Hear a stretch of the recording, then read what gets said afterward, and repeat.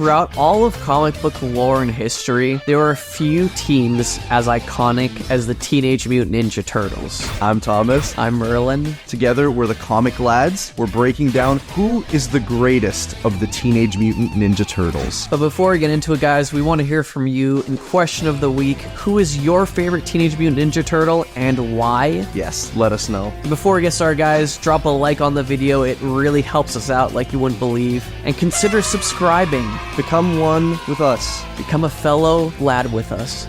No, that sounds awful. Become a fellow lad. Also, disclaimer, guys, we're just sticking to the main 4 turtles. Obviously, there's like the female turtles with like the yellow and, you know, different color bandana and stuff. Yeah, and this like weird one from this live action show that we're seeing now, Venus de Milo. Safe to say, not gonna be in the video. Yes, definitely not. Here's the thing about the Teenage Mutant Ninja Turtles. They're all amazing. Guys, the one that we mentioned first is by no means the worst. Yeah. You know? I don't know about you, but Teenage Mutant Ninja Turtles all have something special to offer that, like, throughout my life, I've identified and favored one over the other, yes, depending on where I'm at. I totally agree. And when one of them's not there, it just feels off. I feel like there's, like, a piece missing. Yeah, it's like the Fantastic Four. You know, you gotta think of them as one unit. Yes. And with the TMNT, I feel like we all think of them as almost like one character in a weird way. 100%. But there's still gotta be like one at the bottom. I know.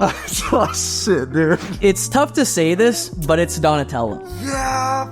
It's Donatello, and we're not saying this because we dislike him, because Donatello, up until recently, was my freaking favorite. Yeah, I remember our entire friendship. You were like, dude, it's Donatello. And I was like, what?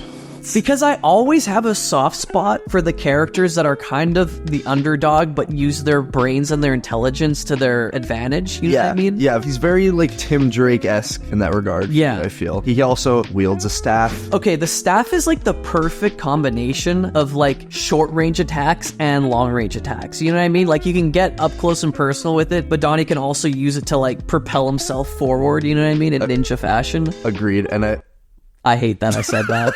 Let's just pretend I didn't say ninja fashion. One thing I love about the staff, too, is that it's really indicative of his character. He is not, like, the one to rush into a fight or the one to be really violent. Like, Raph's weapons, you know, they make sense. He's got, like, 3 blades because he wants to inflict as much damage. But the staff is more of, like, a diplomatic weapon. I don't know if it's more for defense, but it's not lethal, you know? It just screams Donnie to me. Yeah, it's not going to kill someone, you know what I mean? Unless he, like, hits them over the head really hard. But even at that point, it's or, like, jams it, like, from their mouth, like, out the back of their...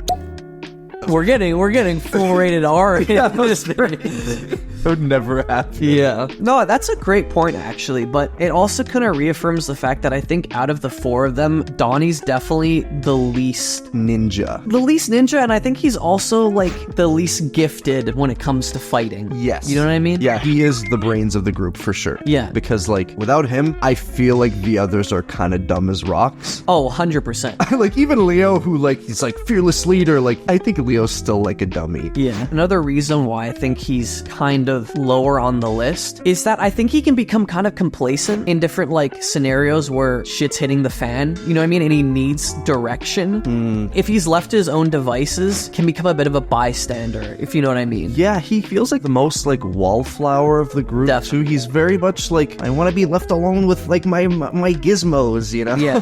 There's actually this great issue that I just read in the IDW TMNT series, where it's a solo issue with him, and, like, all the other Ninja Turtles are running drills, and he sneaks away to go to this, like, science fair convention. Come on, dog. You know what I mean? And it's like, and you love that about him. But that being said, like we said, there's no technically worse Ninja Turtle, because when shit does hit the fan, Donnie's often there to bail them out with, like, a good, well-rounded plan. And I feel like we're kind of talking now from the perspective of his other 3 brothers. Yeah. Where we're like, should you be at the science fair? Like, I don't think the other turtles think that, but I think that's what makes Donnie special still. He stays in his lane because that's what he's good at, and, you know, when the chips are down, he's the only one that's gonna figure out a getaway plan, or, you know, a plan B for the turtles. Especially when it comes to, like, having to find a scientific solution to things, he's by far their best If asset. he's not there, everyone's They're dead. screwed. Yeah, everyone's finished. They're absolutely screwed. What's Splinter gonna do? Probably, like, throw a fortune cookie saying at them. It is, as the great sage and warrior Kenji Hashimura once said, Why walk when you can ride? Bro, what are you talking about, man? Realistically, there's no worse Ninja Turtle. If we have to put them in a category, Yeah, well, like, he would be at the bottom. he's top 4. I think you brought up a great point, too, about him staying in his own lane. Yeah. The other 3 Ninja Turtles, all on some level, can connect with each other. And I feel like the only thing that he really connects with them on is, like, pizza. In their own way, they're all the black sheep. They have their own kind of inherent qualities that I feel like the other 3 just will never get, you know? Yeah. Like, none of them get Donnie's love for science and his innovation. None of them get Mikey's carefree attitude and just, like, wanting to chill and have fun and be happy. None of them get the crazy chip on Leo's shoulders from Splinter to be the leader, and none of them get Raph's rage. And I think that's a great point in, like, distinguishing each of them as individuals. You know what I mean? Like, they operate in one unit, Yeah. but you can clearly define which character is which. Why are the turtles so fucking slept on? I don't understand. They're great, honestly. Should we get to the next one? Fuck me. Okay, guys, number 3 on the list. This is extremely hard to place. Yeah, but it's Leo. It's Leo. And here's the thing. Here's the thing, guys. We've been doing our research for this video, okay? Yes. I've been watching the OG 2003 show, and even in the IDW series, Leo is such a Splinter dick rider. Yeah, he does tricks on it. No, literally, dude. He's really insufferable. It frustrates me. Yeah. Because Leo is, like, definitely the most dedicated of the 4 to, like, the war against the Foot Clan. You know, he's always training. I think canonically, too, he's considered the best fighter. What makes him at our 3rd place listing, kind of like Donnie, he lacks direction. And yes. Even though he's the leader, it makes no sense. Well, that's such a great conflict, you know, is that he is the leader, but he doesn't know how to lead in his own way. He's so beholden to Splinter's ways. He's very much like Lord Shimura, I feel, in Ghost of Tsushima, where he's just so rigid and can't see any other way besides, like, what he knows and what he's been taught. You know, you brought up something great, like you told me when you started rewatching the cartoon recently. You know, the turtles want to, like, go save someone in need, and he's like, but we still have more drills for Splinter. Yeah, you know? Splinter wouldn't want us to uncover ourselves. Yeah, Splinter wouldn't want us to, like, save this woman. I'm like, what? Yeah, and it's not just in the show. Like, even in the IW series, there was this one moment in an issue where this guy's getting, like, chased by foot ninjas, and Raph is like, we gotta save him. Like, this guy's, it's so unfair. It's like 4 against 1. Yeah. And Leo's like, no, Master Splinter told us not to unveil ourselves. We gotta be sneaky. Fuck you. What are you, Man of Steel, Jonathan Kent? And that's what makes it, like, so frustrating, is that Leo has so much potential. If there were moments where he does go off book, you know, for the greater good, Yeah. I would like him a lot more, but it's just the fact that he's so, like, beholden to, like you said, Splinter's ways. It holds him back as a character. It does. But at the same time, it's something that I kind of admire about him, because it's not his fault.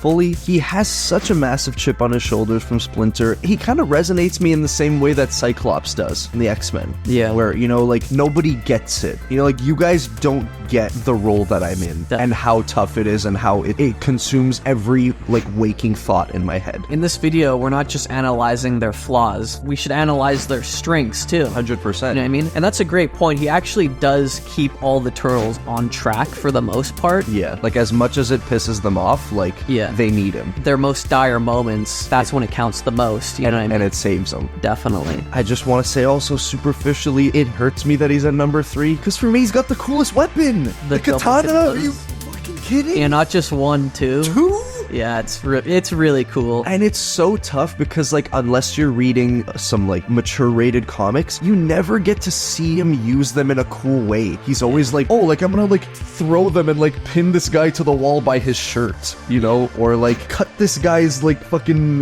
like, the tip of his gun off, like Wolverine cartoons. Well, and I'm like, that sucks. Well, that's what's especially frustrating about watching a show like the 2003 TMNT series. Yeah. They have all these badass weapons, but I think because of censorship, they can't do anything. I know, they, like, might get into a sword fight, but they'll take a character down by, like, kicking them or something. Yeah. You know what I mean? Well, it's like watching Wolverine cartoons, you know? You can't do anything. I don't know if he's my favorite weapon wielder, because I do have a soft spot for Mikey and the nunchucks. I think those are really cool. But definitely, like, when you see him, like, unsheath the 2 katanas as he's about to face down some foot ninjas. Come on. You get a little tingle in your pants, you know what I mean? I don't know. Again, we have to stress, they're all great in their They're own. all dope as hell. Yeah. And like, if one's not there, I'm depressed. It doesn't work. It doesn't. You need all 4. I'm pissed. I'm like, where's my boys? I need all 4 of them. But Leo is the best fighter because he's learned the ways of Splinter and Shredder. So he knows, like, both of these techniques that take people down. So fucking cool. I know. That's so cool. Okay, guys, we're at the number 2 spot. For me, this will always be my personal favorite turtle since I was a little kid. Number 2 is Raphael. And talking about personal favorites, I used to, like, loathe Raphael because I kind of always saw him as a hothead when I was growing up, and He definitely is. you know, he would, like, sometimes throw the team's equilibrium off balance. For sure. But after, like, getting back into the TMNT IP, I think he might be, like, tied with my number 1. Or, like, maybe a close second. Yeah. I love this point that you brought up off camera, that he's the most heroic one. He's the most like a superhero. He is. He's like the Batman of the group. For the exact reason why we dislike Leo, with our previous point covering the fact that he's always so, like, beholden to his ways and, you know, Master Splinter's teachings and all that. He's like the wild card of the group that's like, I don't care what Splinter says.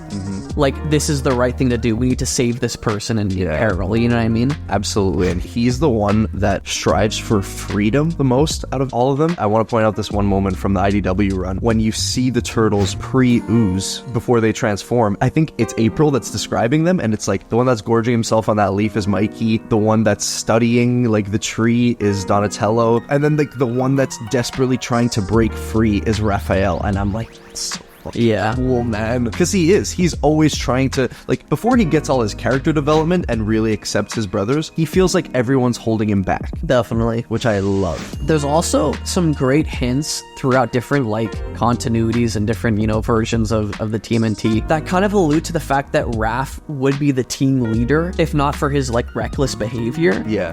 Back in the day, I always figured I was gonna be top turtle. I was strongest, bravest. He is shown as the best and most capable fighter. We're going to talk about the 2007 TMNT animated movie. Oh, yeah. He washes Leo. Yeah, I love that fight. When Leo's, like, so cocky and he's like, I'm better than you. I'm better than you. I know. He gets rinsed. Yeah, he gets his katanas broken. No matter what the continuity is, Raph is always described as, like, the most physically strong, you know what I mean, and the biggest of the turtles. Yes. Oftentimes, Raph is the one to first engage the turtles In combat. For For better or worse. and I love that, like, he'll rush in head first, even if, like, the odds are against him, because it's the right thing to do. Yeah, because he doesn't care so much about strategy. He cares about doing the right thing as quickly as possible. Yeah. He's kind of like the perfect contrast to Leo, too, because sometimes, like we said before, Leo can be a bit complacent with doing the right thing, and he can be like, dude, snap out of it. You know what I mean? Let's act on this. They're Cyclops and Wolverine. Yeah, they are. That's kind of crazy. His weapons are badass, too, Sick. dude. Yeah. Dope as hell. But again, it bugs me that we can never see him, like, really use them. Yeah, we need, like, a rated R TMNT movie. We do. That'd be crazy. Yeah. Shall we get into number 1? Yeah, number 1. Number 1, guys, we are talking about the last Ronin himself, Michelangelo. Hell yeah! Hey, come on, baby! Come on! Yes! Come on! Ah! Raph was your personal favorite. I think Mikey's still at the top of mine. He's up there for me too, dude. Yeah. So fucking cool. The Last Ronin is such an iconic story that many of you might have heard about, but a little recap about it. For sure. The Last Ronin takes place, I think, like 20 years into the future of the TMNT timeline. Michelangelo is the only surviving turtle of the 4. The rest are killed in the Foot Clan. Michelangelo flees and he escapes to, like, some mountaintop somewhere. Of course. And just, like, trains and meditates for, like, 20 years. And in that time, he's able to master the 3 other brothers' weapons and styles. And he wields all of them. It's the coolest thing ever. Not to mention, So sick. he also turns a bandana black, you know, in memory of them. Such a good idea. It's so great, too, that he's the last Ninja Turtle, the last Ronin. Yeah. Because Michelangelo, in, like, the main continuity timeline, you know, present day, he's kind of characterized as, like, the jokey, fun-loving one. For sure, he's the loafer. He's like the Yeah. You know? Yes. He's the greenest one, unintended, I guess. Yeah. That's the best thing about him, is that he's got so much character and heart to him. In terms of his experiences and like his room for growth, he's kind of a blank slate that you can do so much with. And I love too the balance of him being the most capable of the Ninja Turtles. Like Splinter himself has even said that Michelangelo is the most talented. Yeah, and the most skilled and has the most potential. You know, his ceiling is far above the other turtles. But it's just, like we said, his fun-loving nature and his kind of carefree attitude that holds him back. And in The Last Ronin, when everything good in his life is taken away, you can see what his potential truly brings when he's actually putting his mind to being the best and avenging his brothers. Absolutely. The reason why Splinter gave Michelangelo the nunchucks is to hone his concentration. He needs the nunchucks to like really concentrate and funnel his attention. I like that. That's really cool, because he is like kind of like a golden retriever, you know? He's just Yeah. oh shit. I feel like he's like the stoner of the group for sure. Oh, he is the son. He's Shaggy. 100%, dude. He's always eating. He always has like a bag of chips on him. Yeah, he always has pizza. He's got so much fun lore to him. He's the skateboarder. He's got the pizza van, which I love. He's just got so many of the fun, nostalgic childhood things from the TMNT lore attached to him. Like out of the 4 turtles, he's the most like the everyman. Yeah, I mean, like everyone can see themselves in Mikey to some degree, I feel. Yeah, and he's the most fun and relatable POV character too. He kind of humanizes the group, and he offsets like everyone else's seriousness. Yeah. Seeing him bounce off of Raphael having a temper tantrum, you know? It's so sorely needed in that group too.